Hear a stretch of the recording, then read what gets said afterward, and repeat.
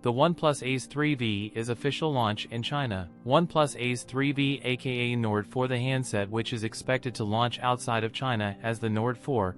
The OnePlus Ace 3V is seen in two color options, magic purple silver and titanium gray. Both models appear with glossy glass finishes. It will be first phone with the new Snapdragon 7 Plus Gen 3 chipset. This chip uses the new Cortex-X4 CPU core like the Snapdragon 8 Gen 3. OnePlus claims it offers 15% improvement in CPU performance, 50% boost in GPU performance, and 20% improvement in power saving. It will have up to 12 and 16 GB of LPDDR5X RAM and up to 512 GB of UFS 4.0 onboard storage, and ship with Android 14 based OS. The display is a 6.74-inch screen AMOLED display with a 120 Hz refresh rate, with an optical fingerprint sensor with dual stereo speaker. On the rear, it is featuring a 50-megapixel primary sensor and an 8-megapixel sensor.